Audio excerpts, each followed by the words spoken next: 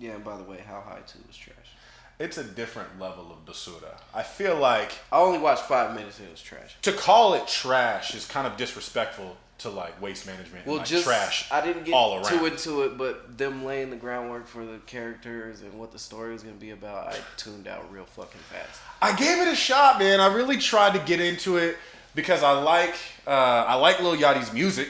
You know, Lil Boat too. Legit, I can listen to cover to cover.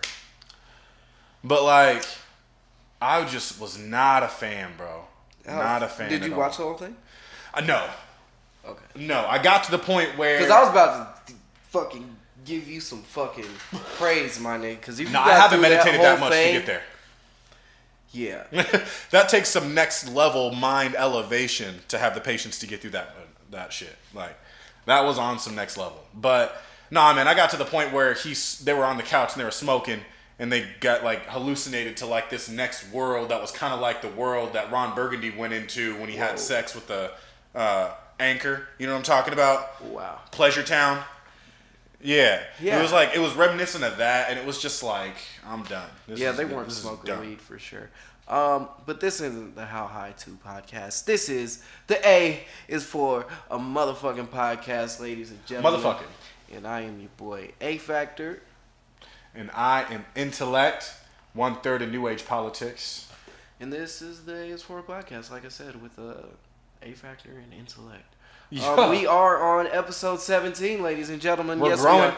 Yes, we are. We are rebellious teenagers now, officially. We are. Yeah, we had our Sweet 16 last time. And, we were spoiled. Here we are again. So welcome. Thank you for listening. Shout out to all the viewers. Shout out to all the listeners. Shout out to all the subscribers that are subscribing and unsubscribing and subscribing again. Absolutely. Definitely leaving some reviews. Even a love-hate relationship is a relationship, so we appreciate the connection. Yes, you know? And we appreciate all you guys. So stay tuned. We're about to get into the shits, ladies and gentlemen. But first, do you have anything to plug this week, my brother? We have been working pretty closely with Dylan Toon. We did another photo shoot out in Phoenix, so expect them visuals to drop. Also, too, we are closing in on the final pre-production meeting for the Can't Afford It music video that should be coming out here. Really excited about it. We don't want to put a date on it yet because we haven't even began the filming process of it. But Can't Afford It will drop in July, and we're super excited about that. Big love to Charlie Mumbles. That's the man holding it down in New York right now. Big shouts out to Chop Records and everything that they're doing out there on the East Coast. But we were lucky enough to nab an instrumental from him. Ooh. We actually nabbed a couple, and we're saving it in the archives. Because you know what? I want to say, and just be all cocky and say, y'all ain't ready. But to be honest, for one song, I don't even know if we're ready. The shit's dope. So I'm very excited about it. And yeah, when you hear Can't Afford It, it's a quick banger. It's like it's a sneak. And crazy, don't get mad. But your brother showed me them shits, and did I say them shits? He just put it all out. It was there, more than one. He showed me all y'all new bangers, bro. I know you don't for like love. People hearing your shit early. I understand it, but I'm sorry, man. We all brothers, excited. Man. We were in the studio. We had big speakers. I'm not just showing people willy-nilly. It's the fact. He kept on going. He was like, all right, man, I guess I got to show y'all this. So I'm not going to take the whole blame. It wasn't my fault. It's him. But, man, that shit is crazy. So the new age politics shit is definitely hard as fuck. Got my seal of approval, and I'm super excited for you guys to drop it, especially with you getting into the video concepts and everything. So everybody, 100%. Be on the lookout for Can't Afford It. It's coming soon. So really excited. New age politics on the way. I'm excited, man. For sure. Yeah, no doubt. What about you, sir? You got any Odd Squad droppings for us? Yeah. Actually, this week I already dropped. The last week. I'm already a fan of your drops before you even announce it. Oh yeah, you know. We did Let 'Em Live, and I talked about this song. That visual is dope. I feel like y'all did a lot of different. I don't mean to interrupt you. I'm just hella excited about that song, bro. Because you did a lot of different elements in that visual, and like I don't know, man. Like, there was a scene where Snow is positioned in between like it almost looks like power lines, like those cords. Yeah, it's on the 16th Street in Denver. It's a little bridge. It's pretty. That's hard, bro. Like a Denver landmark, I would say. Yeah, so that video was cool. Shot in Denver, Colorado. We shot all of that in one day. We woke up early as shit and got to work. And that was the same day that we did that show in Colorado, too. So that was a very dope day. You really utilized your time and you can in the great state. Excuse me. Some of the footage was actually from the show. You can see that in the video, too. And okay. I love this fucking song. And I've been itching to release this for a while. I actually talked about it before on the podcast, and just the concept behind it, and just the actual music. It's so fucking groovy. It's like something that I would listen to, like even if I didn't make that shit, because it makes me feel good. And then putting the message behind it is basically, stop caring. I don't care what people think anymore, and I'm no longer judging people either. Like, you know what I'm saying? I don't care. I'm not concerned about who I'm better than. If I feel like I'm better than you, if you feel like you're better than somebody, why try to bring them down anyway? So I just let them live. And that's the whole message. I love it. The video came out dope as fuck. Shout out to Matt Hat always. Matt shot and edited that video. Matt does most of our videos. Yo, that was impressive, man. I would have never thought that would have came from Matt Hat, but I'm not surprised. Ladies and gentlemen, that is the brains behind a lot of what you see and hear. So, always big shout out. You know how they say jack of all trades, master of none? Matt is going to become the master of all trades. He's going to be the first one to transcend the jack of all trades. Yep, for sure. So shout out to Matt Hat. Make sure you guys go and check out the Only Dreamers YouTube page. Let Them Live is live right now. Subscribe, hit the bell notification to get notified. Make sure you stream it on all streaming services, but go and check out that video right now on our YouTube. Share it with your friends. I really want this. I have a good feeling about this. So it's doing pretty good in just a little over 24 hours. So what I liked about it was the message was good, but I feel like if we couldn't decipher words from either three of you, and it was just, we only heard like the vocal tones with the beat itself, it still would have been an enjoyable track. That's why I liked how you used the term groovy, because just like overall, like whether you're listening to it or not listening to it while you're listening to it, it's dope.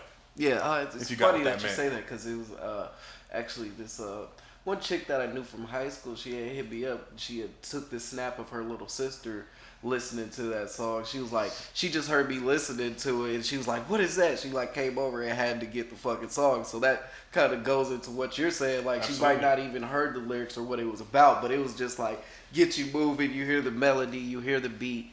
That bass line is funky as fuck. That bass line AKT nice. Action on the beat, of course. So man, big release, Let Them Live, out right now, ladies and gentlemen. So go check that out. And that's pretty much let me plug also Gathering of the Juggalos, August 1st.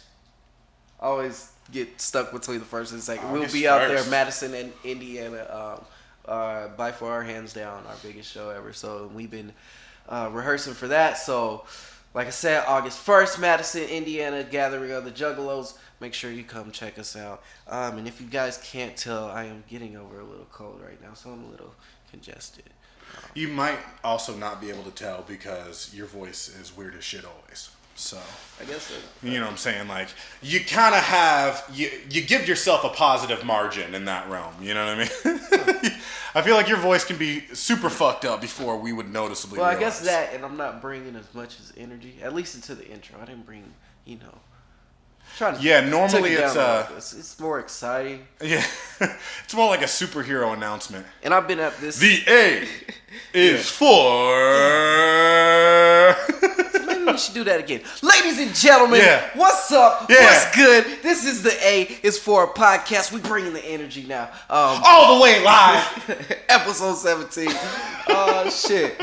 How was your week, man? My week was great. My week was super chill. House sat at the lady's dad's house.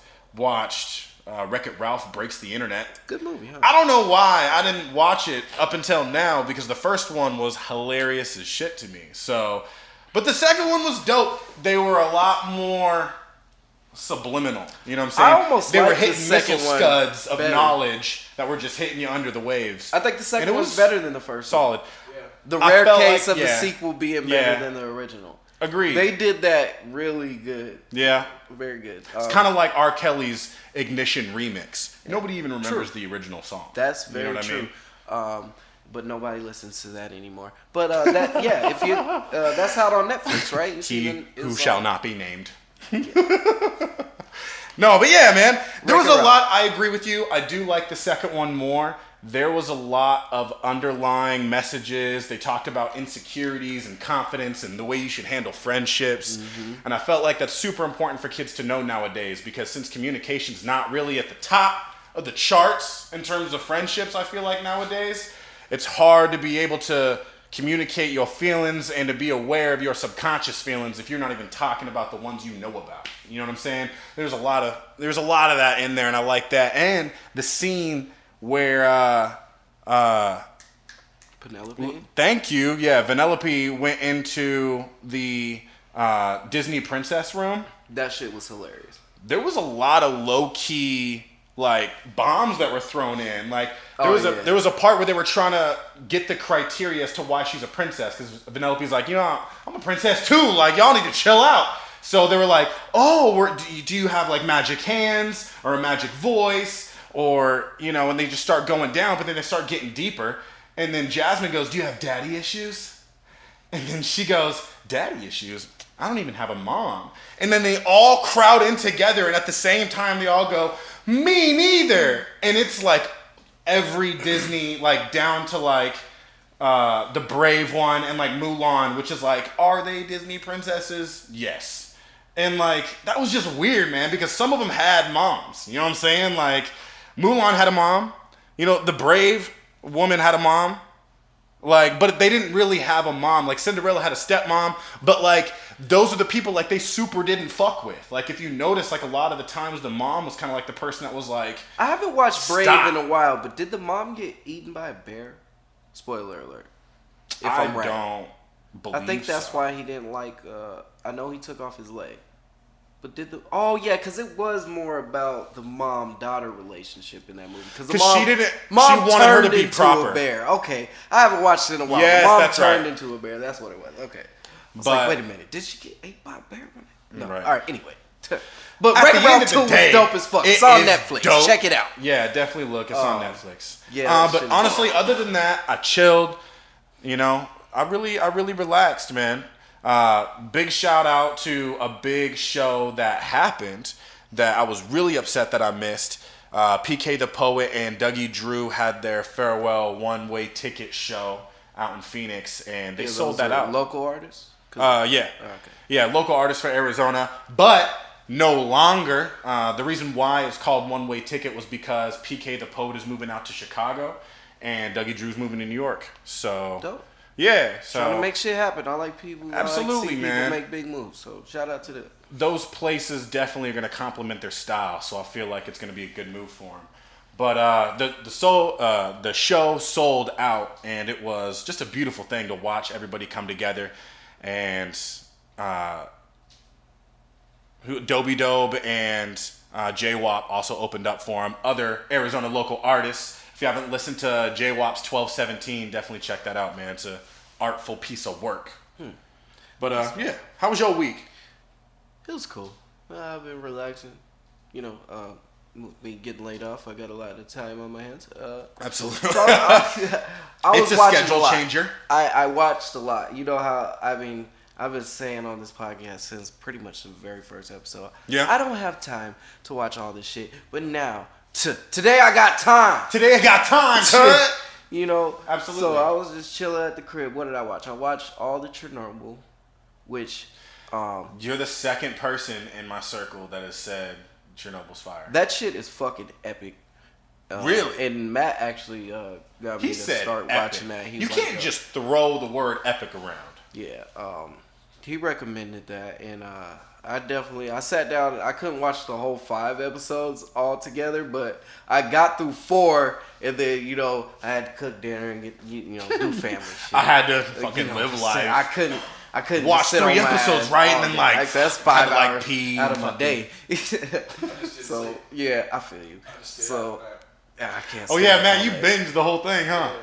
Yeah, no, it was really good. Production value wise, it was really good. Yeah. I read an interview too where I think it was one of the producers. They said that like they couldn't even accurately depict like how gruesome and like just like brutal the radiation was to some of these Yeah, I people. bet. because That's so of- crazy. Because they said afterwards at the end of it, well, let's lay this out for the people. It happened in what country? At the time, it was The Soviet Union. Yeah, the USSR. now it's Ukraine. Right. So it's in the actual place, Chernobyl, the city, was a part of the Soviet Union, and it had a nuclear power plant there, and there was an explosion. And the series is about what happened because it's supposed to be this RKB some shit. They broke down the science so good, but it's the Obviously not nuclear that good. generator. I know, but I watched it like earlier this week. And, Oh, okay, word. but I told you I watched a lot of shit. So You that said, was like "Take notes that when was the you're very watching first Chernobyl." shit. But anyway, this shit is not supposed to explode. So they have to go through and find exactly what happened because somebody has to be blamed for this, or else it could happen once again. And it was a very good story, and the way they broke down the science was pretty dope. Very intriguing, and it's just haunting because it was a true thing that happened, and just to see Right. what happened to all those people. Like at the very end, there was like nobody. Like at the first episode, when the explosion happens, everybody goes out on this bridge and they're smoking their cigarettes and watching it. And they said nobody on that bridge basically survived, is what they think. Like just because of the radiation that would have been That's right crazy. there as it exploded and was catching on fire. So I recommend that for everybody. That is a crazy story. It greatly done. Yeah, Like, they actually the way built they put the story town. together. Yeah, They actually rebuilt the town. Like all the brick buildings that you see, they use a lot of green screen for like the what's it called, the landscape. the landscape. Thank you. I was gonna say foreground. It's background. Yeah. But for the landscape and the background, they use a lot of green screen. But other than that, a lot of what you see set wise, they built there, which is pretty cool. Yeah, That's a lot of effort, man. I mean, you got an HBO budget. You're endless. Like you can pretty much do what you want. You know what I mean? Like Yeah, HBO was fucking killing it, bro. So after I the only watched one that, competing with Netflix. I watched another HBO show, Euphoria. It was pretty good. It has Zendaya. You know who she is? No. She was from Disney, but she's Mary Jane. Oh, yeah. Mary Jane? I feel like she could Mary be a Jane great and Spider-Man. the Spider-Man Homecoming. Yeah. Yeah. I think she could be a great She's dramatic great. actor. Oh yeah, you gotta Or watch actress. Euphoria because she's very good in it.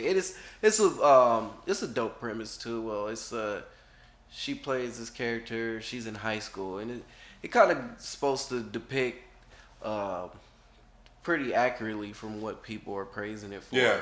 What it is like to be in high school nowadays and what these kids have to deal with being, part of the internet age and shit like that. It's a pretty good fucking story from just the very first episode. It premiered last week when I watched it. Okay. So Yeah, I'll look into that. that I that like one her was as an really actress. really well done too, and I think that She's story's super gonna authentic. develop pretty good. So Yeah. I'm interested to see where that goes because she comes out of rehab because she overdosed, and then she starts doing drugs again because she has really bad anxiety and been having panic attacks since she was a little girl. And this basically she's explaining that the drugs are the only thing that makes her feel safe. And it's like, pretty good. And like you said, she's a very good dramatic actor. So Right. that shit was dope. Which is crazy because drugs was probably the main catalyst of chaos in her life. You know what I mean? Yet that was the only thing that made her feel safe. To me, that's the strength of perception once you start building that reality and experiencing certain things. And like that's nuts to understand that like you can have a whole world within yourself, but it could just be completely altered. It could be completely wrong. It could be completely insane to an outside person looking in. And like just that thought is like that's so mind blowing. Like the power of the mind. You know, you think just naturally we'd all think normal, but just because this is what you should think. Like what the hell? But like, true. Life happens. Yeah. So yeah, I watched that, and then I'll tell you, it's a long list of shit. I ended up going back to Netflix. I watched this show called Trinkets. I watched the whole first season. It was pretty cool. I've seen like the title go across my originals. I guess it was some book. I almost want to read the book because it was a pretty good show too. It's about these high school girls that are kleptomaniacs, and they meet in this Shoplifters Anonymous class. Okay. Pretty cool story. Pretty funny. Then what else did I watch? Oh, Beats on Netflix. That shit just came out the other day. That shit is dope. If you're into rap music, man, I've heard Beats is good. If you're into rap music, go check out Beats. That shit is hard. I recommend it for everybody. We can officially talk about the 3rd episode of Black Mirror. That shit was insane. Yeah, oh my get it. Let's get it. Bruh. Yo, That Miley concept is Cyrus crazy, bro. needs to get a big leading role that is super expansive and intricate. Like, give her like a mental illness or something, because I feel like something that is like extremely hard to act if that is not your life. You know what I mean? Because I think she can do it. She played a very real role in that 3rd episode. Well, how do you know that for her it wasn't that different from her real life? Right. Dun dun dun. I feel like that was a story untold throughout many people's careers in the major music industry. Yeah. And just the AI concept with the little robot, that shit was fucking weird. Right. They really, literally uploaded her consciousness to all these little AI robots, but they put a limiter on what the robot, basically what the AI could do. Yeah. But it was her consciousness for real. So right. The girls ended up somehow undoing it. And then they kind of like jailbroke. Yeah, they jailbroke the fucking. Yeah, that's a good way to. Yeah, they kind of like jailbroke the Ashley too. Little robot, and then it was actually the full capacity of Miley's brain. Which that concept has been introduced into Black Mirror before in White Christmas, which is season I think 2, episode 4. That's one of my favorites, man. The main actor in that is the main actor from Mad Men, and yeah, that one's phenomenal. It's like a series of stories told within it, and the twist at the end of that one is just, it's good. It's true like Twilight Zone shit. You know what I mean? But yeah, man, that was one of my favorite Black Mirror episodes ever. I really enjoyed that. It gripped you. I felt like that was a whole film. Like there's certain Black Mirror episodes that you watch and you feel like you just watched a movie. You know? Yeah. Yeah. So White Christmas is actually a great example of that. Yeah. I have to check out White Christmas. I don't know if I've seen it, so I'll have to go actually. That whole season is fire. Click on the season and see if that one's has the red bar. Right. Absolutely. Yeah. Yeah, that one's hard, man. Honestly, Black Mirror is my favorite show on Netflix. Period. Netflix got some bangers. I mean, I think they have a good chance. It might be Netflix versus Disney. Those might be the last two standing at the very end. You can't count out HBO Go. HBO Go is hard, bro. Oh, yeah, okay. But I mean, HBO will always come with the shows. Yeah. You know? That's because they were the first edgy. You know what I mean? Like, Netflix is super edgy now with the things and the content that they put on their, roster. But HBO was the first. You know what I'm saying? Oz, that shit was nuts. For it to be coming out back when it was, you know what I mean? Like, Oz was crazy. The Wire was crazy. You know what I mean? I've never watched either of those. Yeah. And I don't have time to go back. Don't tell me. You have all the time. That's exactly... we're still on the topic of you having all the time. Nubs wants me to start watching Agents of S.H.I.E.L.D. Can't do it. I tried, man. I couldn't really get into Agents of S.H.I.E.L.D. and I'm a Marvel person. That's the best series, if you ask me. Like, it's the most thrilling and captivating. Like, especially in comparison to the movies. Like, there's not a series from Marvel yet other than Agents of S.H.I.E.L.D. that gets me as excited as I feel for the movies themselves. Really? Yeah. Okay. So I might have to start, but the how first much season of Luke Cage got me pretty fucking excited. Luke Cage was pretty good. Luke Cage was solid. Agents of S.H.I.E.L.D. is by far the best, in my opinion. How many Really? seasons It's does it better. have? Okay, They're Agents doing of 6 Shield. right now. They're working on season 6. So is there 5 on Netflix or 4? Yeah, they have all the way up to 5 on Netflix. Okay. Would you say Agents of Shield is so the first season? Let's compare season by season because you can't compare what we have because we'll never see a third season of Luke Cage because the second season was basura. But is the first season of Agents of Shield as good as the first season of Luke Cage? Yeah. That's Possibly crazy. Better. I never Really? watched Luke Cage. Possibly better. I haven't watched Luke Cage Wow, in a long time. you gotta watch Luke Cage. Is The it second canceled? season is Why would I like start watching it if it's canceled? Agents of Shield. because I mean you can still enjoy the story. Like they definitely close out a story. See, I gotta pick and choose what I'm watching, so that's why I'm not going back to the old shit. And so I gotta figure out how much time, because this is too much time to invest in shit, right? Yeah, So we're that's a lot. talking 5 seasons out as of now. How many episodes per season? Like average. 20, 25, Okay, how many minutes per episode? 40, 45. Okay, so that's too much time. It's worth it. It's worth it. If you ask me, it's worth it. So You said take it's So, but Worth the it. thing I like that you were explaining to me is that it tells the backstory of Marvel, basically. It Yeah. cleans up all the other in-between shit, basically, and it strings it all So, like- together. Basically, what's happening on Earth while all this shit is It's happening. like the back end of like the movies. I feel like Mhm. like while the superheroes are out doing what they're doing in the movies, this is like what Shield and the rest of the world. This is what's going on in the background. Mm. So like Interesting. you know, like they reference the movies here and there.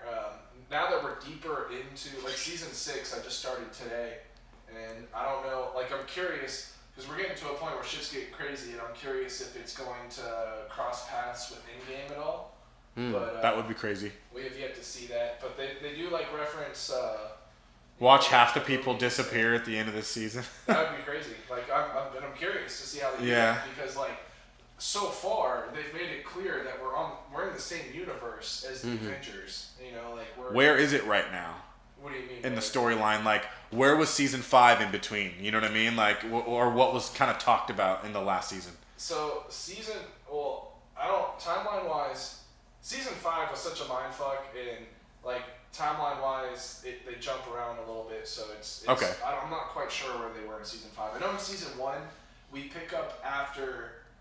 What was it? The first Avengers movie where Phil Coulson gets Yeah. stabbed by Loki. Yeah. We pick up pretty much soon after that. Okay. Oh, wow. Okay. So, Oh, yeah, because he was a main character in the first season of Agents of S.H.I.E.L.D. Word. yeah. All right, maybe I'll find the time. But that's pretty dope.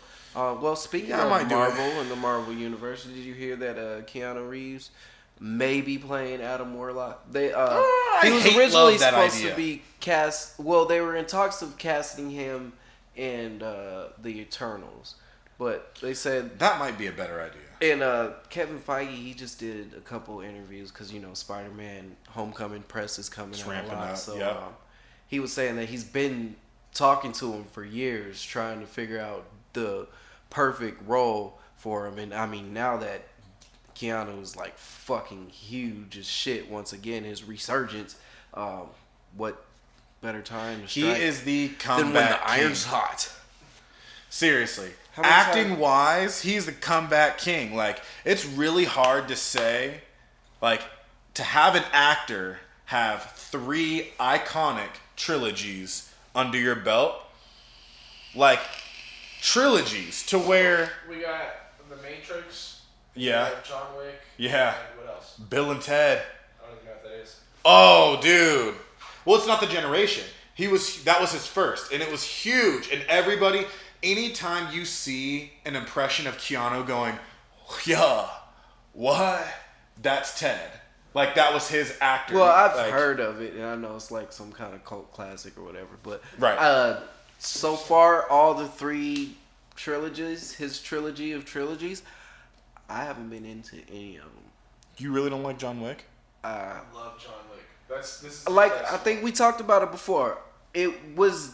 I watched the first one. I can't- and it it's was- just it was- a bunch of shit. Like you know, That's a what I'm hard saying? thing to say. Because I feel like the writing to The Matrix is better than the writing to John Wick, but his performance in John Wick is better than his performance as Neo. So do I like him better as the John Wick character? I think so. I really do. but at the same time, I like Matrix more than I like John Wick, like that trilogy. But he may be Adam Warlock, so and That's would be impressive. in, Guardians 3, right? I mean, Yeah. I feel like the reason why he's able to do those is every so once in a while he'll come back with a niche character that fits his personality. You know what I mean? Like Yeah. he can't play everything. That's why I'm kind of worried about Adam Warlock. Like that's going to be like a stretch that for him. Adam Warlock is kind of moody and shit, so it was like maybe he'll play a good Adam Warlock. But I don't know too much about Adam Warlock. And, Right. I don't know too much about the Eternals, but I think maybe not such a big role because Adam Warlock apparently has a big role in the Guardians and shit. Yeah.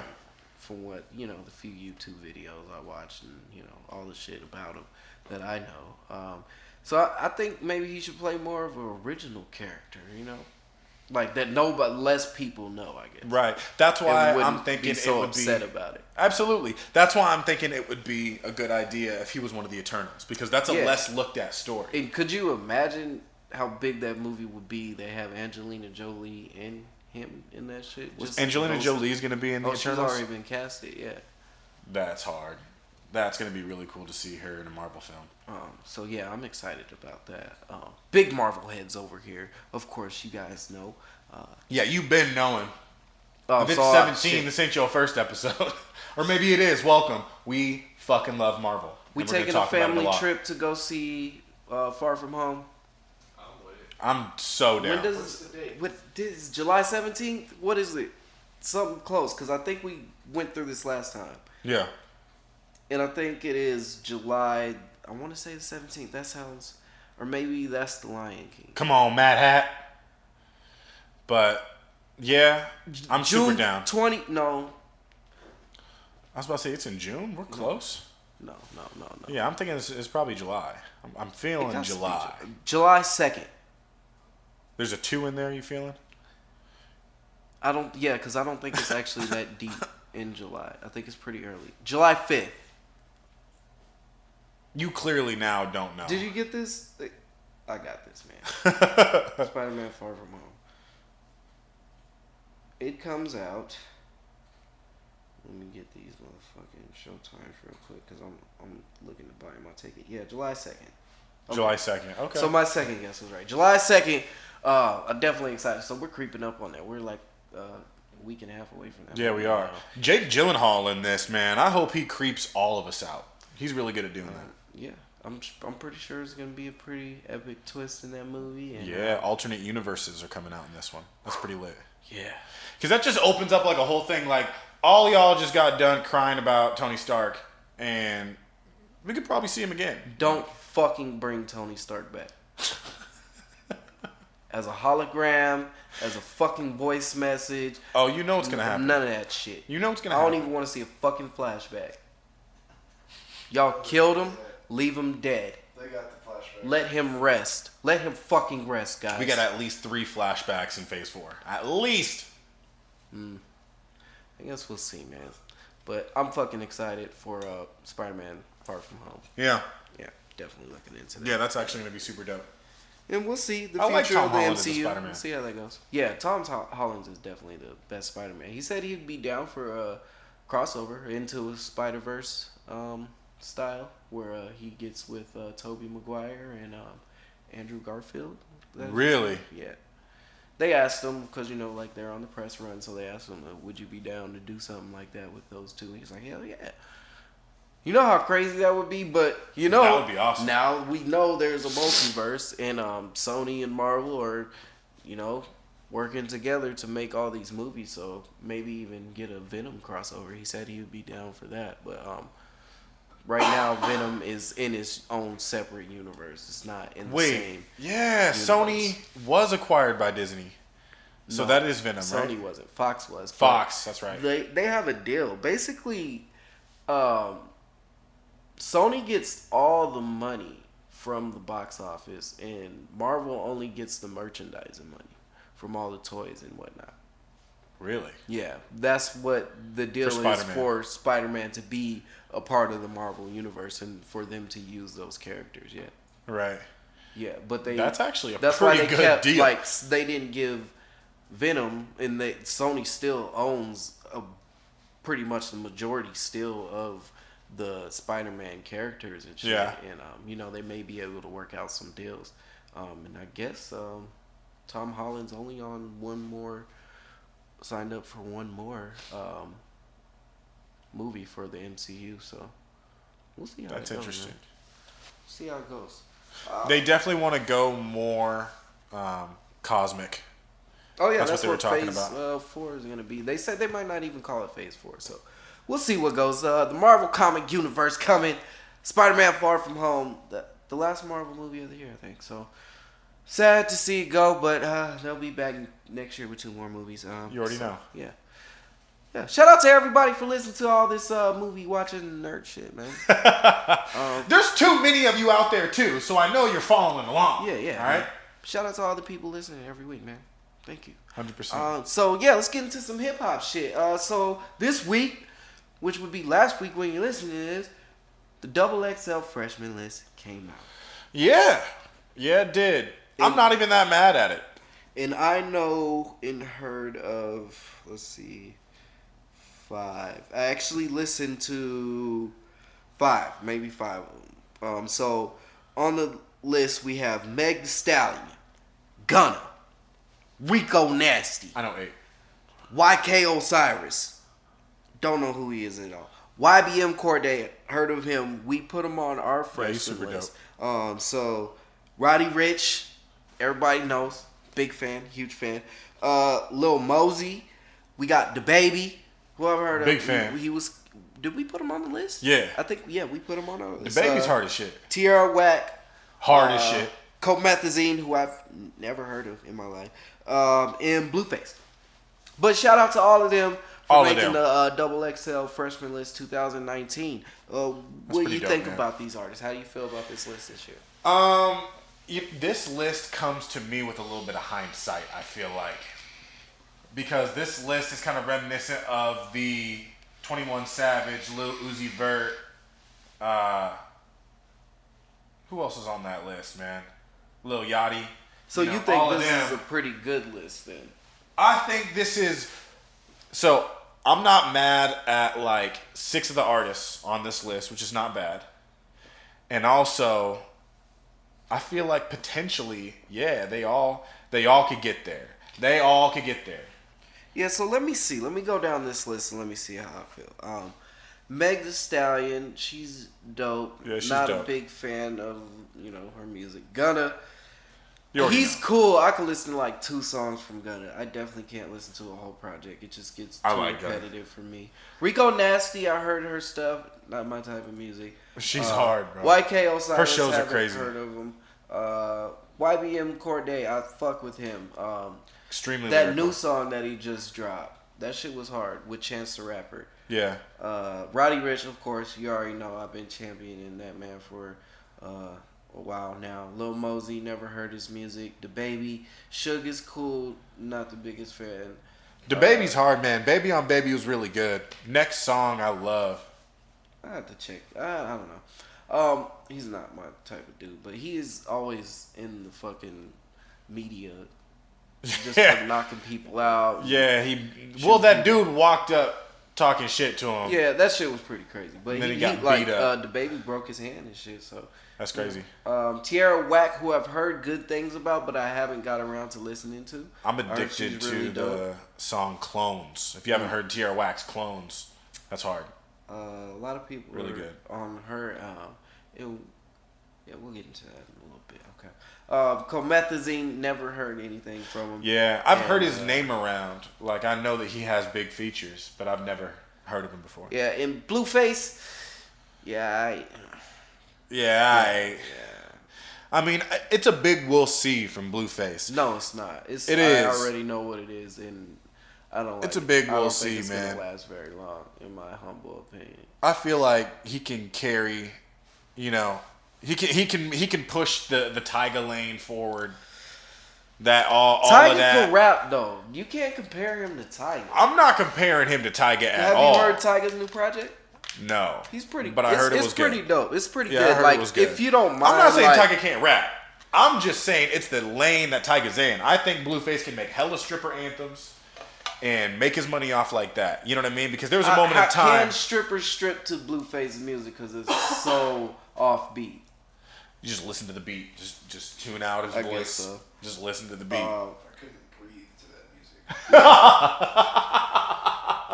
music. Matt's got claustrophobic listening to Blueface. I wouldn't want to do anything to that music. That's so funny. I mean, I don't listen to it personally, but yeah, definitely dope. I got younger cousins and stuff that's just out of high school, and some cousins and people that I had seen on my timeline that are in that age range for a lot of these artists. And, they said it's a pretty solid list, so I guess it's pretty solid for what the youth is listening to and what's the popular rap music, I guess, nowadays. So that's pretty dope. So I wanted to talk about who do you think could be up next, maybe for next year. Ooh. Or who that you love that barely you think could have been on this list. Because we already Jack did Harlow should definitely have been on this list. Well, I think we kind of already did this. What do you think? Does Jack Harlow have the momentum to be there next year? Yes. Absolutely, I think he does. His last album was very good. He just dropped a song, Cheap Cheat, with Felly. That is really good, man. I felt like that verse was... nitpicking that verse, there was not really much I could say about it. And, I'm really impressed with Jack Harlow. I feel like he's had a consistent sound. He's definitely making his own lane, but he has a lot of lyrical quality to him, and he can kind of go into himself, and I always like that for an artist. I haven't seen him fresh out of Kentucky. I haven't seen him too much on the timeline, so we'll see if he has that one song that really blows that could get him on that list. Because everybody on this list, I would assume.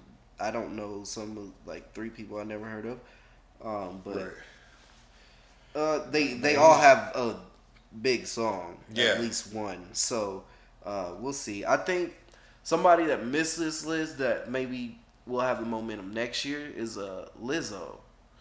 Yeah. How did she not make it? She's so super Her album fucking was dope, really bro. good. I really love. It was super talented, creative as fuck, and I love the message, especially having daughters. You know what I'm saying? Like just that self-love. That's a song and an artist that you want your daughter to like. Exactly. Like I would rather her than Cardi B. Cardi B could spit, but what Lizzo is talking about in her music, and it's even something that is kind of like a lot of her messages, like girl power, self-love, this, that, but it's something that I could jam out to just because sonically it sounds good and the lyrics are relatable it's to good a lot confidence. of people. You know what I mean? Like it's not pandering. There's a difference between truly embodying women empowerment or really whatever stance you want to take on and just pandering to it, and it's very obvious when you do one or the other. You know what I mean? Yeah, and that's a fine line. A lot of people are praising her, so maybe she just too big to be on the list. How do you feel about our man's Lil Nas X not being on the list?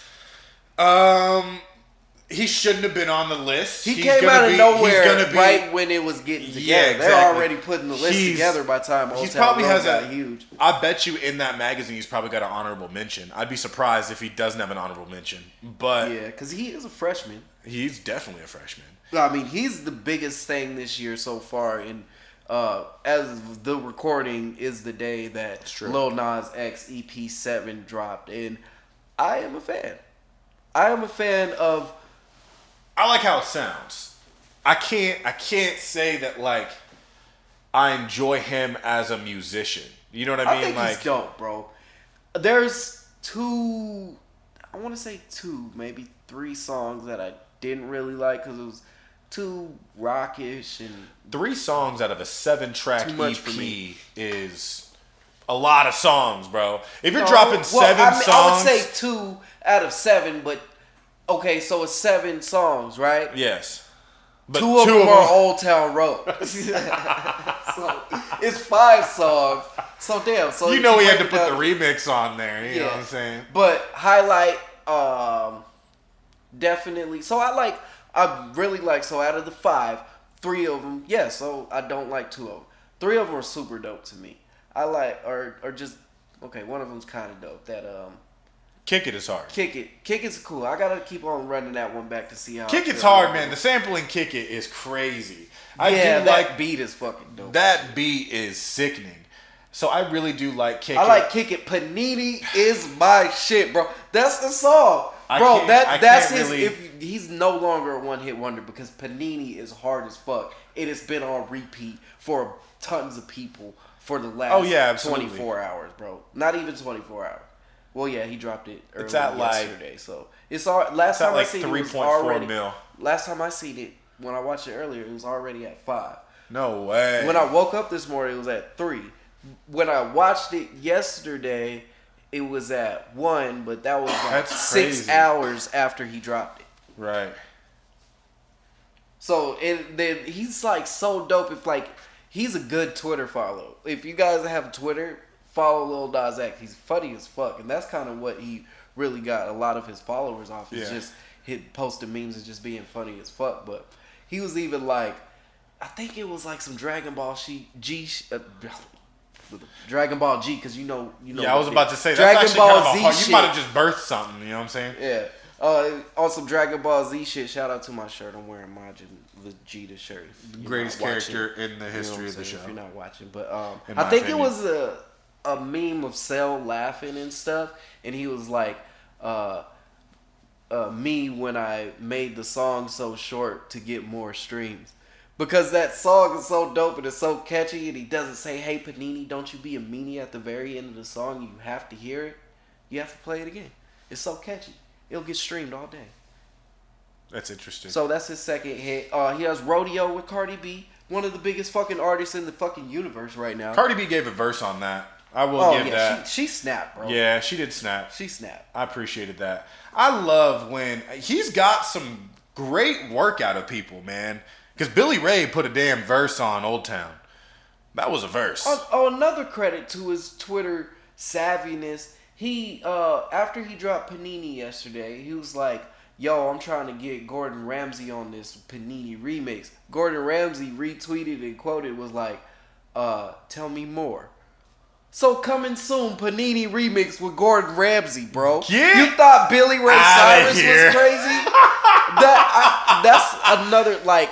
He will make Gordon Ramsay raw shit. I really feel like they can put some. Yeah. So I want that to be a crunk ass verse because I feel like his angry rap, Gordon Ramsay's angry rap would be epic. So Panini, dope as fuck. Kick It is cool, and I like Rodeo. So those three are fucking solid. And man, more than just his music, I love who that kid is, and like he just seems so genuine and so happy and inspiring. So he has a great fucking sense of humor, and he's dope. So I'm cheering for that guy. I really hope. Well, he's definitely winning, like you said. He's the most popular right now in terms of like a rising act. He hit like Cardi B hit with Bodak. Yeah. You know what I mean? Yeah. How big is that to get Cardi on the fucking song too? Right. That's huge. So yeah, man, big fan of Lil Nas X. He's a funny ass dude. Great Twitter follow. His feature game is serious. Good artist, great artist. I like that. I like the songs. The other ones were just too rockish. It wasn't my type of music, and I like what he's going for though with the genreless type approach. And we kind of predicted that when Old Town Road came out. I thought he was gonna do a lot of different shit. I didn't think it was all gonna be sounding like Old Town Road. The closest thing to that I would say was the Rodeo song, where he did kind of go in a little twang. You know what I'm saying? Yeah. With Cardi B, but I really like that, man. So yeah, shout out to Lil Nas X. He's too big for the freshman list. He could be. By the time he qualifies, because he did it right now, so his streak is continuing for the next wave of the XXL. So yeah, I can understand that. It's kind of like Lil Baby. Like by the time Lil Baby could have been on the XXL list, like he was too big for that shit. Yep. I can agree, definitely. Yeah, I mean, I'm excited to see what he can do. I feel like the reason why I'm so picky with Lil Nas X is I feel like I've heard his lane of music before, but done extremely artistically, and I feel like that's Travis Scott. So it's kind of similar, you know what I mean? Like he has kind of the same tones. The Rodeo song sounds like a Travis Scott. Panini sounds like a Travis song, bro. It No. really does. I don't think so, bro. That low tone singing, I think definitely sounds like it, and I think "Kick It" definitely sounds like Okay, a Travis just the Scott tone, song. yeah, the tone of it, but just the bounce and then, like, okay, just the Panini bar when he's like bouncing with Like it. the main part. When he's singing on the hook, that kind of sound. I guess, all right. Yeah. But maybe it's just he kind of sounds like him, but. That's okay. Everybody, look. But he's everybody taking his- sounds like everybody until they become themselves, and that's fine. You know what I mean? He's gonna develop his sound past that. If you can even to the point as an artist where you can say you're in the same lane as somebody as creative as Travis Scott, like you're already doing that shit. Like obviously he don't need the seal of approval. Like homie is winning right now, but I'm excited to see what he can do. I feel like once he starts expanding himself even more. Maybe starts getting on these streak of crazy ass features. Like we could have a dope ass album, a memorable, epic album from Lil Nas X in about 2 years. You don't think it's debut album? Because this is just an EP, so that's not the full. I mean, his debut album's gonna be good, but I'm talking about like we might get like his Take Care in 2 years. You know what I'm saying? Okay, so yeah, I think he'll develop. But yeah, he has only been rapping for a little over a year now, I guess. So that's pretty dope, though. Man, yeah, happy for his success, though. Big love to Lil Nas X, man. Yeah, shout out to everybody, man. Shout out to everybody that made the XX freshman list this year. Yeah, wasn't mad at it. I'm ready to see what else they can do. You know, because I'm thinking Oscar gonna be on there next year for sure. yeah, For sure, because with hits like "Smoke My Pain." Head to the Sky, Let 'Em and Live. Let 'Em Live coming out this year. I think we're on fast track once those really start blowing up. yeah, man. You guys have to been be really on that consistent. It's exciting. Yeah, man, we just got to keep on shooting some new shit. So, yeah, man. Watch out for the XXL freshman list 2020. OSF. All vision. But we're going to turn that shit down. Just kidding. I don't know. We might. What do you think, Matt? Should we turn down the XXL freshman list? If all three of you get on it, I don't think you should turn that down. That's a statement. Are you allowed to turn it down, or do they just put you on a list? You can turn Oh it no, down you can if definitely turn it want down to. because it involves like the whole profile and the interview and the online freestyle and stuff Yeah. like that. You could be like, "Fuck all of this. I'm not doing that." Yeah, and there's notable people that have turned I it wouldn't down. turn it down. I don't think I would either because It's just just look at the list, and I said that there was 3 people that I've never even heard their names before. So now I know their names. Comethazine has been around for a while though. I know that. Like he's done a lot of work. Like I've seen his name. Like for a while, Comethazine is kind of like the Gunna effect. Like I saw Gunna's name on features way before I heard him, and actually like sat to like appreciate him. So that's why they both made the list. You know what I'm Yeah, saying? that makes Absolutely. sense. But yeah, I never heard of that guy in YK Osiris or Lil Mosey. Yeah, I'm trying to listen to YK Osiris. I just like the name. I'm ready to see what that homie's bout. Man, I be iffy on a lot of this shit because, I'm not a big fan of the, lean rap, the shit that just sounds too repetitive. All Yeah. the shit, there's a lot of music that sounds the same. Like, I couldn't get into, Lil Nas X sounds the same. Gunna. In a song within itself, he repeats himself a lot. You know what I'm saying? But it's palatable. I can listen to it and it sounds good. Like what I said with Gunna, it gets too repetitive. Like a lot of his songs sound the fucking same. Like he sounds like a bootleg Young Thug. You know what I'm saying? Like Get out of here. No, he talks about completely different things than yeah, and Young I'm Thug not a talks fan about. of his content either. But like the thing with Lil Nas is like I like what he's saying. Like Panini sounds like a weird message or like song, but if you actually listen to it and go look at the lyrics, he has a message in it, Yeah. and it's a pretty good message. It People trying to hold you back. dope. Yeah, and even with like a lot of Travis's shit, I'm starting to dislike Travis a little. Why? Because I feel like he's getting too repetitive with this shit, and a lot of his hooks sound. You thought the same. Astroworld was repetitive? No, I fucking love Astroworld, but well, the shit that he's been doing since then, like all the features and shit, like the hooks that he's given to people, like that Young Thug, J. Cole, and Travis Scott, the London.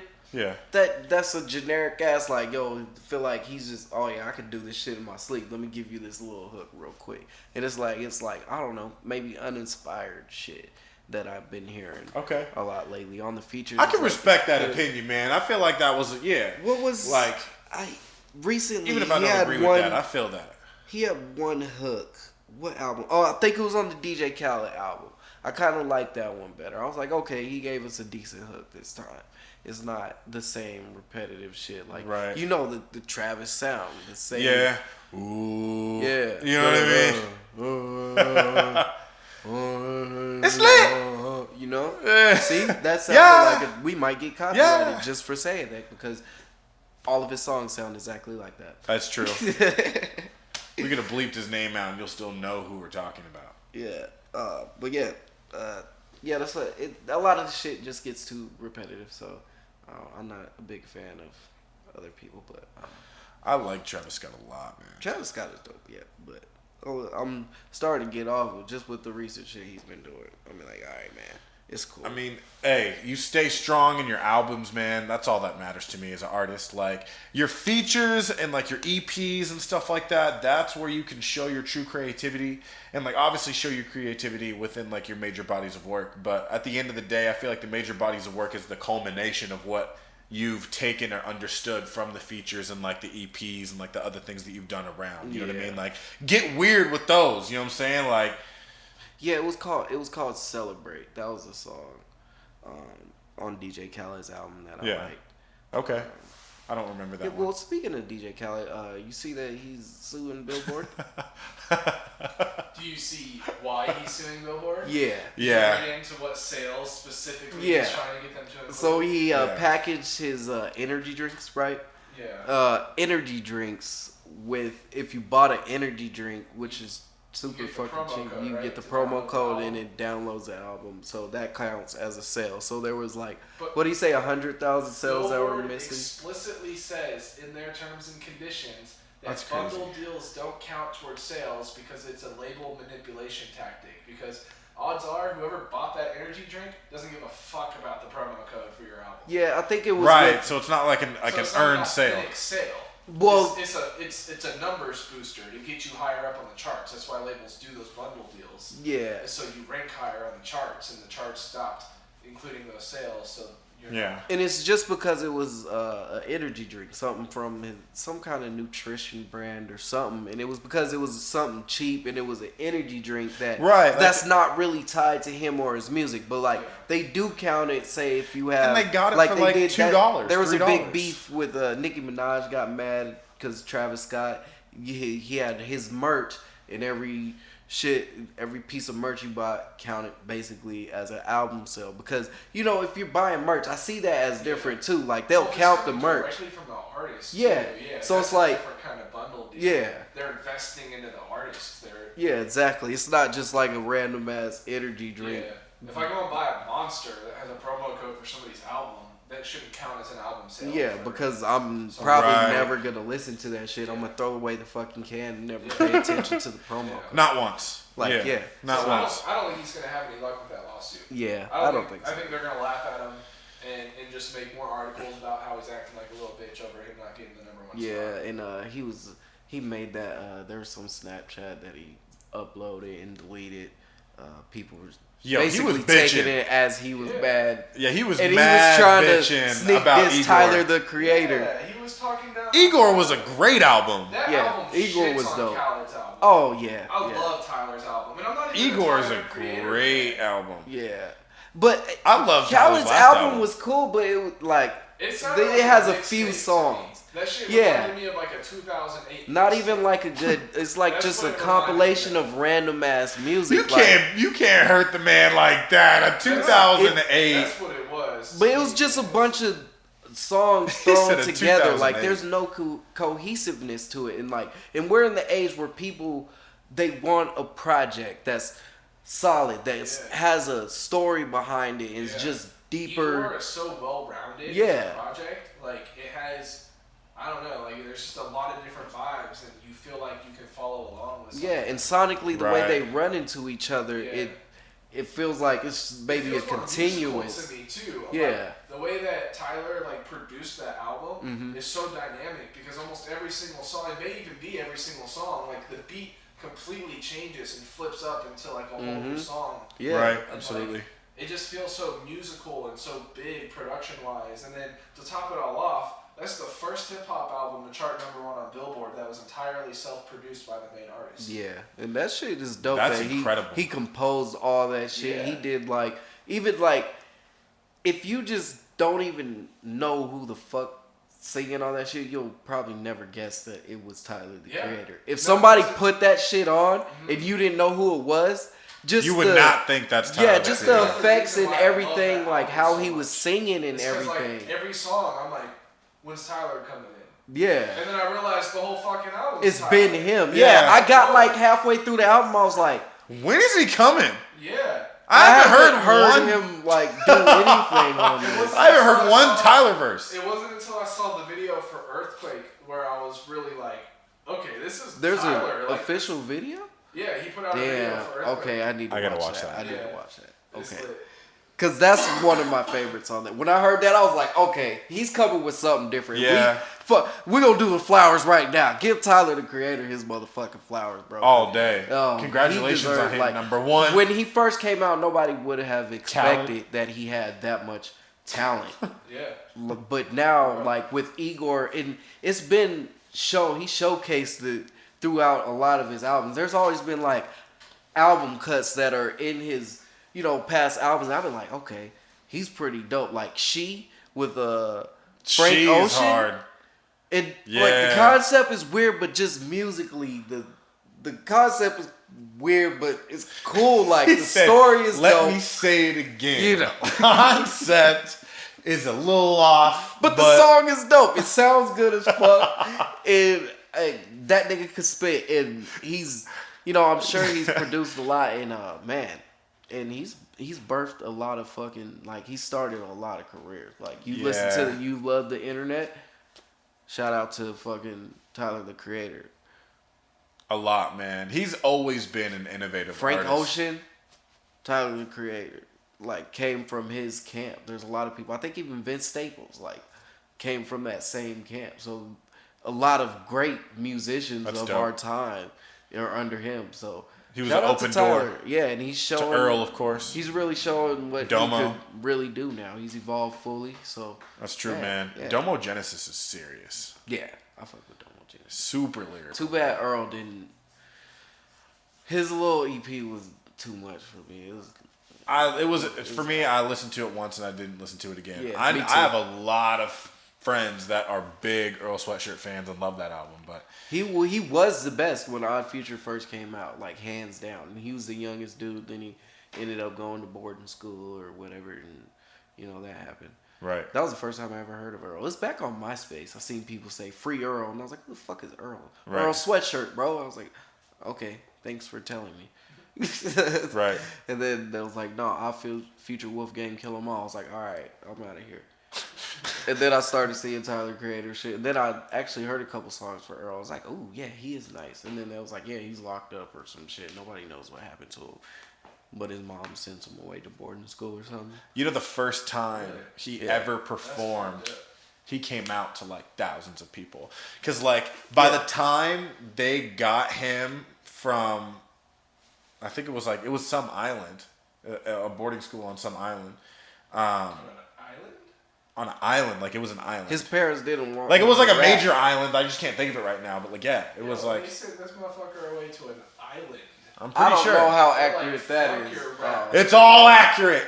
But, no, I don't. All right. We're just saying. I don't have a percentage on how accurate that is. But when he finally came back to actually perform in front of people, It was the Odd following Future for army. Odd Future was so huge Yeah. that it's the first time he ever fucking performed in fucking thousands of people. So Thousands. And they all knew his lyrics. Like, can you imagine, like, you know, I got first show jitters when I was just, like, my family and, like, a couple friends that, like, I've already performed to in my kitchen, like, 30 times at least. You know what I mean? Like, yeah, and they were saying your lyrics like, yeah.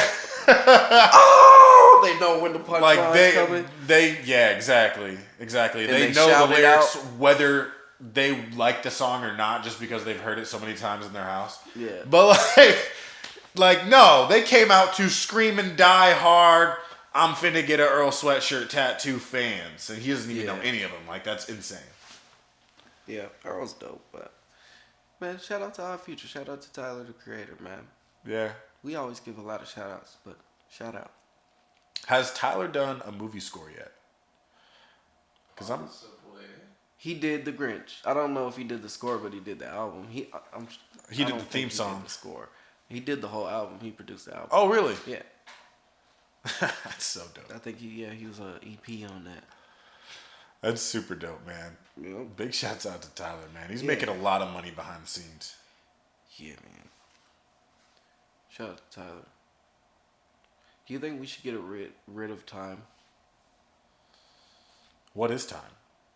Exactly. So should we get rid of it? I think yes. I don't think that's a bad idea at all. But it would reroute how we do business. You know what I mean? Business is all set to a clock. Yeah. And that can make it a little bit more difficult. You know what I mean? Like, because everybody knows time is just a man-made thing, right? Right. It's not of, it's not of Earth. Yeah. Well, it is of Earth, but just like it's not of like natural, like occurrence, it's not part of like inertia or gravity or, you know, like it is not just a natural occurrence of Earth. It is no, it's just man-made. It's we man-constructed. came up with it so we can have schedules and shit. Well, it's really for farming. What is it originally? Well, at least daylight saving time and shit in the U.S. That's why it started. But do we need time, Matt? Time. Are you down with getting rid of time long time entirely? No. At one point I was, but you know, like Christian said, it's kind of a necessity for conducting business. Yeah, that's very Ideally, I would like the idea of time being gone is what I'm down for, but I feel like realistically it would just be way too much of an adjustment. If you take away time, you're not taking away time. It'd be like taking away inches. But because you take away the measurement unit of inches doesn't mean that distance is no longer existing. You know what I mean? So like even if we were to take away the measurement of time, that doesn't eliminate the actual existence of it. I think it does, because I feel like time doesn't actually exist. It's just man's interpretation of their perspective. Yeah. But I feel like as the actual property of the earth, everything is present. The past, present, and the future is happening at the same time. We're just experiencing this. Well, honestly, there is no time. Well, the only time is now. That's the only time. Right. Because everything else, you know. Right, but it's time either gone or itself is doesn't the idea exist of yet. mapping out what the future and past it was and is. You know what I mean? I get it. We need to be on time for things, but like, what if we didn't have time? What if we were like just intuitive? Like we like, hey, meet when we feel like we're gonna meet, bro, and then we'll all show up to the studio at the same time. Damn, see, I said time. At the same moment. At the same moment. Ooh. You have to start using moments. That was 6 moments ago. It's another scale for time. I caught myself as I was saying it. I was like, oh shit, we're doing it again. But like, yeah, it would be an incredibly hard cycle to break. I don't think any of us would ever see the day where time doesn't exist or like is not, you know, put on the forefront of like a severity. But I honestly think because there have been moments, and I feel like every human has experienced this, where time has either extremely flown by or has slowed down significantly. And personally for me, I've had experiences on multiple occasions where I'm literally like just calm, not believing how much time has passed. Because I'm like, I literally know it has to have only been like 30 minutes. And it's been like 3 hours. Yeah. I've had that experience more than once. Yeah, that's what happens when I was watching all these fucking TV shows. It was only 10 minutes. I was just sitting down, but it was literally 4 hours. He said, I kicked my feet up, and it was nighttime. I don't even understand yeah, what happened. so does time exist? Who knows? But this Norwegian island wants to get rid of time because, it's one of those weird places to where the sun doesn't set for multiple days on end for some time of the year, and then the sun doesn't come up for a long time, like Alaska, during the other time of the year. So they're like, yo, let's just get rid of time entirely. So I was like, what if we did that? I mean, no matter how you perceive time, there's no getting rid of it entirely. It's just not even if time's 100% illusionary, there will still be some form of measurement of the passing of time. Time is just especially distance, like right? sun cycle and moon cycle. What is time? That's always going to be here. Time is distance measured in. I don't think you're going down the right path there. Yeah, bro. Time and space, bro. No, I mean, just time is the measurement of moments throughout history. Because everything is history at some point. Okay, Google. What is time? It's 9:25. Yes, Google. Yes, it is. I guess that's our answer. Time. Time is now. Time is now. Yeah, like I said, the only moment you have. Yeah. But I feel you. I thought it was just What's the definition of time, man? Do you know it? So the concept of time is self-evident. An hour consists of a certain number of minutes, a day of hours, and a year of days, but we rarely think about the fundamental nature of time, says one expert. Time is represented through change, such as circular motion of the moon around the Earth. So, in its most simple form, the concept of time is the representation of change. Okay. And everything's continually changing all the time because we're in an ever-expanding universe. Right. Therefore, you can never fully eliminate time, only the measurement of. Yeah. And if you eliminate the measurement of, you're really not even fully eliminating it. You're just creating an alternative measurement of because, like you said, you're going to, whether it's day cycles and moon cycles, there's going to be some sort of measurement of the passing. And literally, too, the terrain of where we are and what we do, it's literally critical to do some things in the night and some things in the day. So either way, you're going to kind of pretty much schedule out what you're doing. But, I mean, that is thrown out the window in places like Alaska and that Norwegian island where it's day for 30 days. You know what I mean?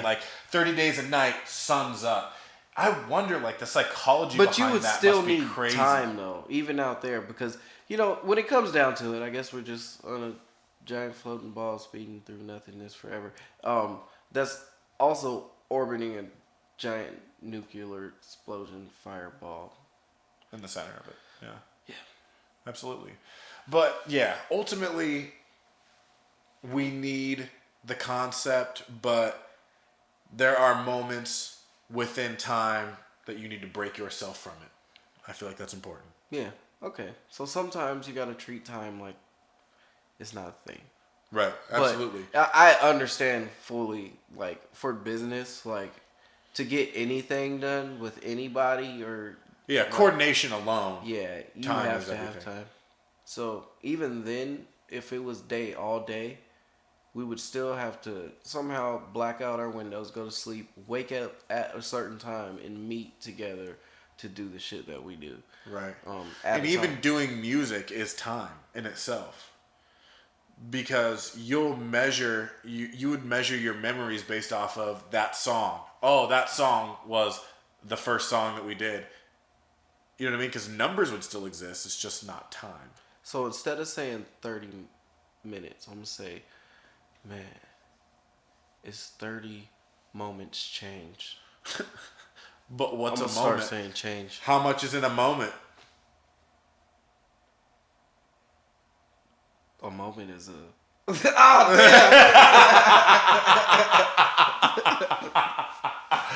I was just about to say, bro, you're about to say time, just in another word. That's I a was about to synonym. say a moment is a minute. But a minute is a measurement of time. We couldn't get rid of time even if we wanted to. You couldn't. It's a never-ending loop. It's a paradox. You I couldn't like do it. that. But, I mean, the feat of trying to get rid of time, that's a big mountain to conquer. So Yeah. that Norwegian island has a lot of work cut out for him in terms of manipulation. Yeah. Yeah, it would be you would have to be doing nothing. Right. Like, okay. And what does that mean? Like, if the government is trying to get rid of time, it's not like you're just going to rally all your people in a town hall and just men in black, neuralize them. So, Well, it's not like you're going to be like, how do you outlaw time? Because people are still going to talk about it. Like, these niggas don't want us to say it's 3:30, bro. It's 3:30. All right? I know it's 3:30. Are they going to get, beat up or, sent to jail because they talked about time? You know what I mean? Like, So, okay, how are they going to regulate time not being there? But think about this. Okay, time exists, right? It fundamentally exists, period. Right. But I don't think those tribes deep in the Amazon, they don't measure time. Probably not, right? No, they definitely measure time. They're probably not it's 12 o'clock noon. No, but they have their own version of time, and I would actually argue that their time is way more critical than ours. Because when you out in the Amazon, bro, you got to understand what are day creatures and what are night creatures and to be ready for that shit. Because they're at certain times, you don't have to worry about certain things, but the moment you take your eye off the top, something's crawling. So, I feel like time I want to know what their measurements really would be, though. Because, I think it would be they sun wouldn't cycle. have, months, years, I feel shit like that. But Well, that's what they a would sundial measure- is. You know what I mean? If they had a sundial, which was invented by, But I guess anyway, even rudimentary when we're talking about the ancient civilizations. people, they mapped themselves through the stars, so they always knew where they were. Right, well, they also had And communication going through around aliens. the But sun. Damn. Yeah, they were advanced. yeah, I mean, they had the boost up. They got alley-oop by the aliens, They so already know the future. let's be Well, real. I guess if they knew the future, they probably would have knew they were going to get wiped out. Yeah, absolutely. So maybe they didn't know the future. But I'm sure they even had time. And their time came. And eventually, I guess everybody's time's gone. But time keeps going. Damn. If you count it. Damn. Okay. Well, time is always going to be there. And That's yeah. crazy. That was pretty fucking crazy. When you try to break down time and you can't break down time. Right. Time is there, man. It's ever expanding. Yeah. I would love to visit. That would be probably one of the most serene places to visit for a solid 2 weeks and just be like, wait, it's been 2 weeks? You know what I mean? There's no time here. Yeah. That would be dope. I feel like that would be a great retreat for an artist. Because that's a time to really just go into the mind. No one's just reminding you of what it is. It could be day, it could be night. You always wake up to sun. That'd be pretty hard. That'd be pretty crazy. Yeah. That might mess me up. That's interesting. Yeah. When you break the patterns, our mind is so thoroughly compact with patterns and habits and traditions that some of the most rooted day and night and the concept of that, we have no idea how much would literally switch in how we process things when we had to deal with that. That must be a big culture shock to have been raised in Alaska and have those big moments of that where it's just a normalcy, because to people in Arizona and Washington, that's a myth. You know what I mean? We can't even fathom a time where it's just day for 30 days or night for a certain amount of time. That's crazy. Yeah. But it's Earth. It's pretty crazy. Yeah, that's serious, man. I like that. Yeah. So how are your new habits going? Really well. Nice. Yeah. Now I feel like I can talk about my water, right? Because I was just getting it started. Well, not really. I was a week into it. So now it's pretty awesome, man. We've stayed consistent with both. You know what? I will admit, and I hate it. I was out with my grandma, which I love her very much. And she whipped up some food. She had a twice baked potato, had some cheese on it. And I was like, Grandma, you gotta scrape that off. I love you. I thought you ate it. She scraped it off. Here's the thing, though. Cheese was scraped. Still cheese. Stomach still hurt. So there might have been some cheese interwoven in the, you know what I mean? It wasn't intentional. I'm not counting it. But we have stayed consistent, consciously stayed off cheese, anything. We didn't eat cheese-flavored Doritos. We didn't eat cheese chips. So do you think after Cottage this cheese, cream cheese, you'll none of be permanently done from the cheese? I need to be. Say, That's my last what did they string say? to the It takes lactose. 30 days to build a habit? Yeah. So I've been trying to do that. Since I got more time in my head, I need to build healthier habits. Start small. I need to, I do need to start small. Start small, man. Make your bed. Something just stupid. You know what I'm saying? And then I have to stick to it every day. Exactly. Because it's that's so all it easy is. for us to come up with excuses to why we don't do that. It's like our human nature. Like the first thing, Right. like, because we're so much creatures of habits, and we'll come up with any fucking excuse that we can to like, nah, I was gonna do it, but this, that, I'm not feeling good. I should do this. There's always, something more important that you gotta do or whatever. So one of the most rooted habits in humans is the habits of motivation. And I feel like naturally we are motivated by instant gratification. So we do things on a day-to-day basis that provide that instant gratification. I'm going to go eat at the restaurant that I like because I know exactly when I'm going to get that food. I'm going to watch this show because I heard it's dope. It's all right there. To have goals that suck in the moment for a long period of time for the future to be happy, your mind naturally, as a survival tactic of joy, it's programmed to be, no, joy's supposed to happen right now. You know what I mean? So we, as a survival tactic, your brain will compute, well, I got to organize my CDs. That's why I can't hit the gym, Oh, I promised I was, supposed to talk about this, so I'm going to go watch this movie. Or just procrastination too, like but you know what I'm saying. I could do it tomorrow. I will do it tomorrow, but you're always gonna do it tomorrow, like 100%, 100%. And like I don't have the motivation to work out consistently right now. Yeah. I would love to I meditate think that's a lot my problem. more I procrastinate. than what I am. I want to be able to be to the point where I'm cooking all my meals. You know what I mean, and having that prepared out. I'm not that disciplined yet, but I want to be, and I feel like. It's the habit of building habits. That's why last month we started with no red meat, no soda, and then we went into one a little bit more challenging, and instead of taking something away, we implemented something with the half our body weight in ounces of water and the no cheese. And I don't even know what we're going to do month 3. I don't feel like I should keep topping myself or I'm going to start doing some crazy shit like no nail biting. But, it's going to get there. But, get in the habit of building habits, because at the end of the day, that is the way our mind works. It's all about your state. Hell yeah, I'm going to do that for sure tomorrow. Exactly. That's a habit. Your habits are going to build whether you build them or not. And that's the crazy thing about it. What are you going to say, Matt? I think part of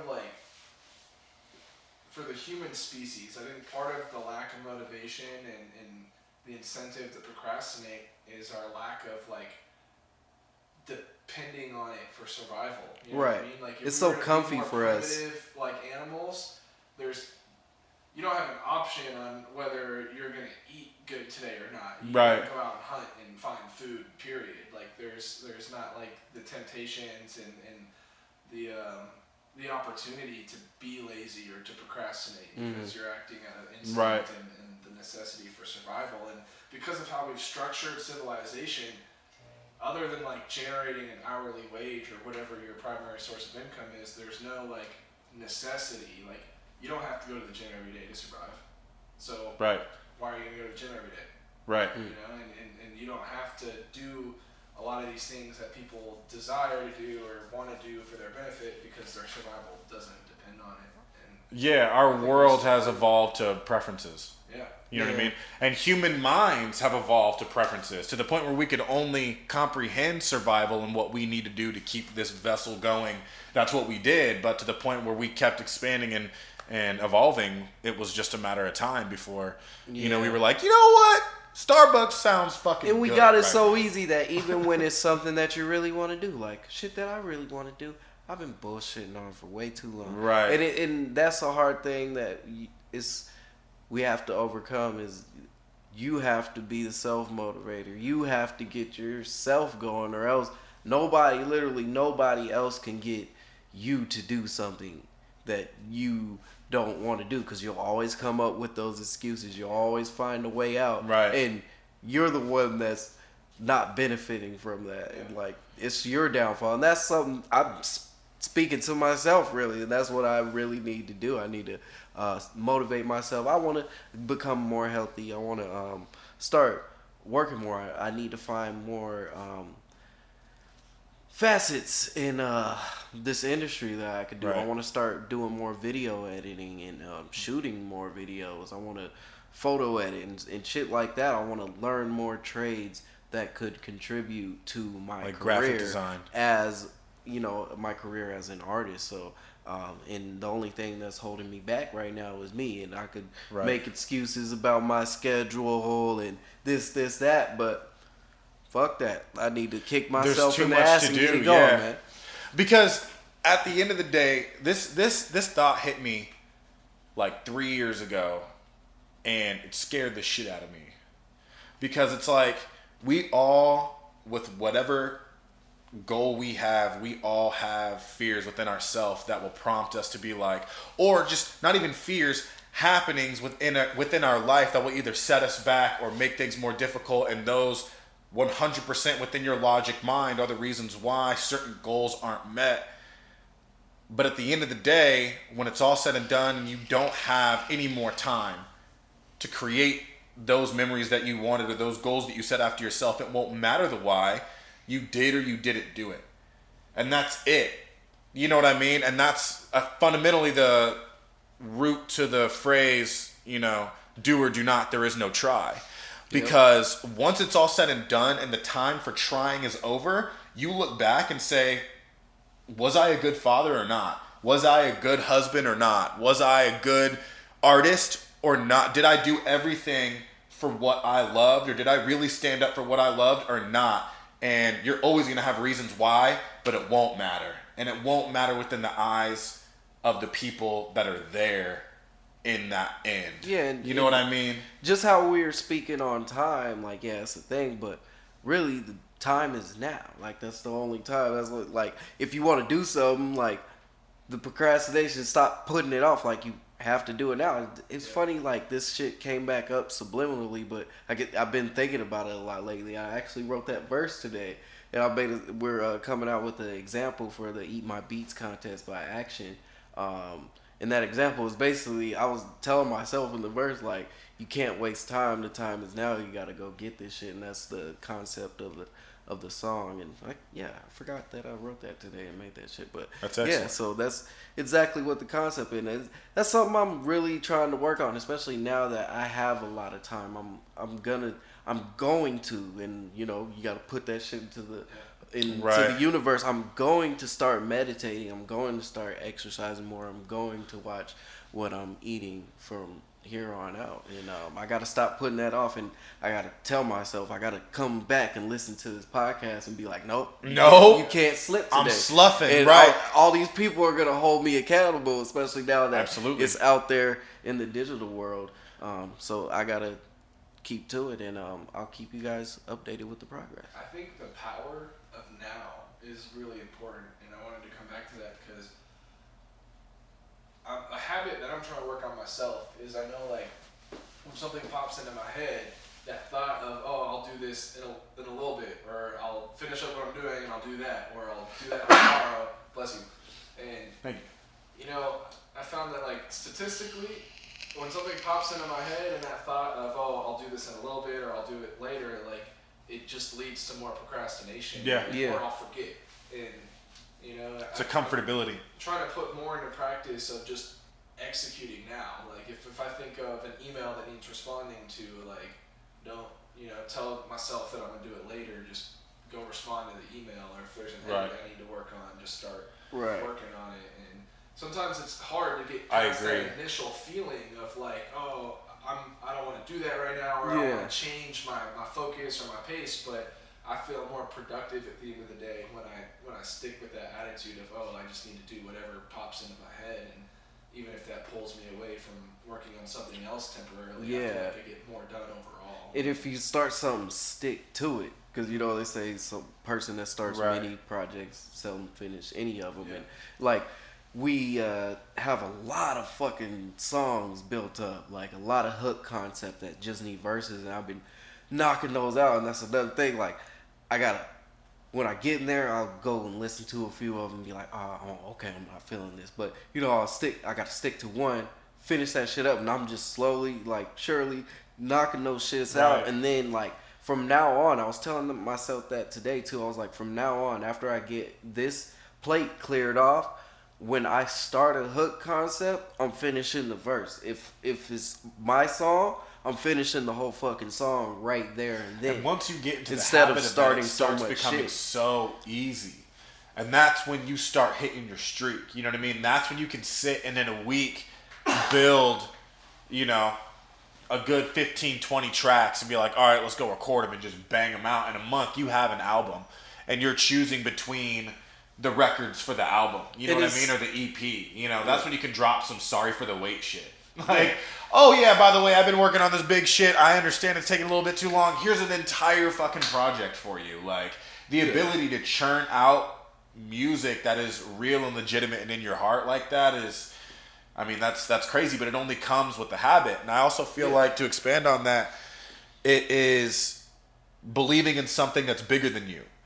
That, I feel like, inherently within all humans, and I always like to talk about the connectivity within all humans and the synchronicity within all of us, because I feel like we are all one in a lot more ways than just the physical. You know what I mean? Mm-hmm. Like, the physical is actually the least way that we are one, but there are way more ways that we are literally source. And we're still one in the flesh because we're all exactly the fucking same. Right. So. But we're definitely dawning in a time where the learning curve is happening, and we're starting to understand the philosophical, and we're starting to understand things that we can't see, like vibe and attraction and frequency, which, I mean, we're even starting to see frequency now.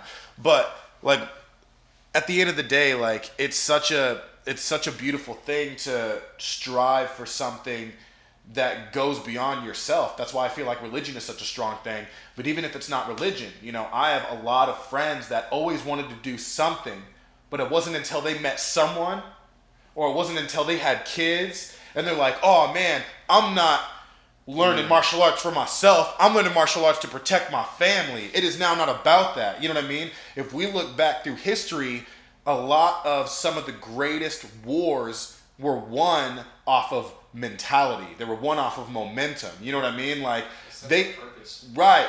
Persia thought they were fighting with a god king. They thought Xerxes was literally immortal. You know, Hitler, he motivated his people. He was a terrible person, but he motivated his people to a quest to get rid of these people because they thought they were literally bettering mankind. Right. You know what I mean? Like, they really felt that shit, and they were all driving towards something. And I feel like that's very important. You know Have something that drives you. It's a bigger purpose, even if it's not a higher power or anything. It's a goal. It's you know, even if you want it to be something material that eventually drives you to where you want to go, that's not gonna fulfill you, but it's something to drive you, something to look forward for. Always set up goals. Right. Write them down. This is to me. I need to write my goals down, not type them out on the phone. Like, physically, there's something in physically writing something. I need to write my goals, post them up, look at them, make sure that, and I think that will keep me in line with this procrastination shit. It forces accountability, but it has to be the right. It has to be the right word or the right wording for you. I also noticed that writing down goals doesn't necessarily work for some people, but writing down certain phrases does. You know what I mean? Like, for me, phrases works a lot more than like writing goals down. Like, goals, you know, I've always had a certain level of like intimidation with almost. Can I ask you something? When you've written down goals, did you further break it down and write down steps to achieve those goals? No. Because to me, it was always like a list of like the major things that I want, and maybe just seeing that word of like, get a Grammy, you know what I mean? And I'm like, let's get a Grammy. And like, for me, like, as an example on the other side of things, the past like 2 months, a word that has helped me extremely with my production and my level of focus is execute. And for some reason, like, if I feel myself just getting ready for work and I'm being sluggish, if I'm in the shower and I kind of notice that, if I start thinking of the word execute, for some reason, it's like a trigger of my body, like, okay, no, this is go time. And I will literally say execute over and over in my head, and I'll realize the level of efficiency increases dramatically for me. And it's so crazy. It's kind of like a mantra. I like that. Like, execute, like, get it done. Like, yeah. that's such a very specific phrasing, because to execute something is not only just to get it done, but it's to get it done correctly and efficiently. And right now, like, and efficiently. You get in, you execute, you get out. So I love that phrase, and it's sparked a lot within me in terms of my goals and what I want to get towards. But yeah, I like where you're going with that, because you do need to break it down. Because like you said, if you just write down goal number 1, get a Grammy, that's like writing Z. You know what I'm saying? You don't have like A through Y on that shit. You have no steps to get to that. Because you look at this intimidating goal with no plan of attack, and it almost takes your morale down, because you see this desire, but you don't see a clear path to obtaining it. So you feel discouraged, or like you're not where you want to be, or obtaining what you want to obtain. Yeah, or like if your goal is to get a Grammy, you can identify like 3 to 5 things you can do today that'll get you one step closer to that Grammy. Then you're checking off smaller, more accomplishable goals that are gonna associate positively in your brain, and then that positive association leads to just more productivity. And 100%. Not just things that you can do today. You start that's things building that you that can do habit now. of the reward system. Yep. You know what I mean? Because that's also in terms of instant gratification. If you can route your mind to what you perceive as a reward, that's a game changer. And managing your lists and expectations is really important too, because if you make a to-do list with like 10 things you want to get done, but then you only check off like a few of those things, that affects you subconsciously, whether you're aware of it or not. Yeah, I remember I used to do that on one of my old jobs. I had to make a physical list every day, and then it fucked with me. Like, and if I would go back the next day and there was shit I didn't check off, I'm like, doing that today. I have to. Right. Yeah, and I think that's a big thing. Absolutely. Like, for your goals. So write down your goal, your major goal, where in what you want, and in the end game, and being lofty with it. Yeah, and then you know what I mean. It really, your goal should be what you would consider a small portion of a dream. Right. Yeah. You know what I mean? The big thing, the end game, the major thing that you want, and then one day you'll cross that off and you'll have to make new goals. But right under that, make a list of things that you could do right now. Yep. Not just today, not just this week, not just this month. Things that you can do right now, in the moment, the power of now. All we have is now. Write the shit that you could do right now that will make you further towards that goal until you get that goal. You cross it off and you write down the next one. I think that really helps with long-term goals specifically, because like you mentioned earlier, we seek instant gratification. If there's a goal that you know is going to take you multiple months, multiple years to achieve, right? It's on the horizon. You're going to lower that on your list of priorities, right? Because it's not giving you that instant gratification, right? What are the things that we can get done right now? Yeah, it'll just feel good, like. But if you take that perspective into if you put that perspective onto your long-term goals and figure out what you can do right now, even if it gets you an inch closer, right. That's still closer than where you were, prior to that. So I think that's really important. I like the execute thing you do too. I think, I'm gonna start using that. I think the simplicity of that's really important, because I know for me personally, I think thought is often counterproductive to action. You know what I mean? Yes. Like when I think too much. That's one of my biggest problems. I overthink everything. I spend too much time inside of my own head just thinking of shit that I could be doing when I could put that shit into action. Like, I feel like that is a big downfall for people, is thinking too much. Stop thinking and start doing. All you have and what's is funny is to go into detail on a goal and to break it down is really making it simple. Because getting a Grammy is not simple, right? But writing a song, not writing a song is simple.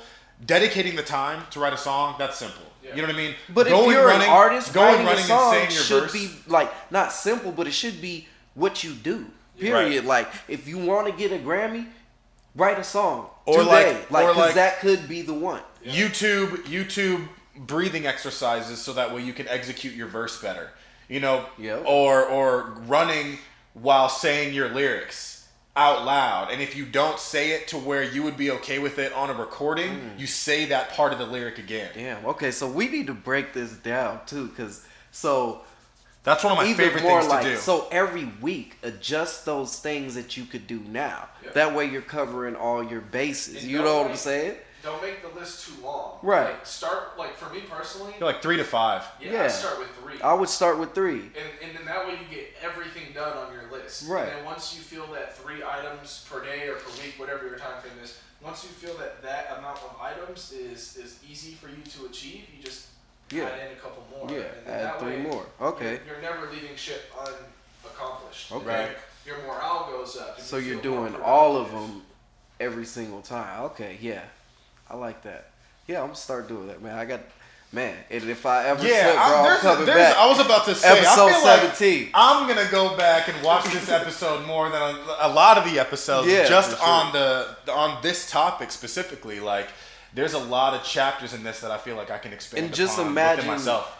if we stick to this, when we stick to this, just imagine the growth that we'll be able to share on the podcast. Right, absolutely. And how further that this podcast will go, because that's going to, be on one of my lists. Make this podcast one of the best things. I'm Right. going to make sure that I do everything that I can and for now, And right experience now, what we can to make this it's shit building, and that's building authentic experiences within your life.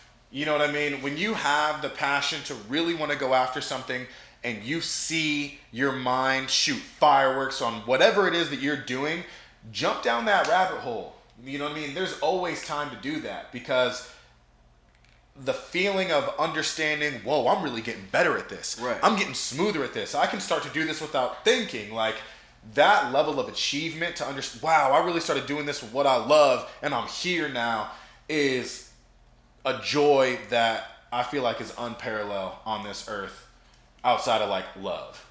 You know what I mean? Like, that joy of like, I really this is mine. Like, you can't take this away from me, you know? Yep. That's a beautiful thing. Man. Yeah, get in the habit of building habits. Yeah. It's an important thing. Write your goals down. Start simple and write your goals down. Yeah, man. And Break it down and one make it word, simple. execute. I like that. Good. Execute, for 100%. sure. It's a universal term, you know what I mean? Yeah. Whether you have a big vocabulary or a little vocabulary, I feel like you could say that word and it resonates the same thing with people. Get it done, accurate, but right. That's awesome. Man, I think that's actually a really good way to end this podcast right now. That was a good one, man. So execute, build your goals, stop procrastinating. Yeah. All you got is now. The power of now. 100%. So yeah, let's end it right there, and let's come back and listen to it when we need it. All you lovely people. Thank you very much for listening, Thank tuning you. in, watching. We love you. We'll see you guys next time.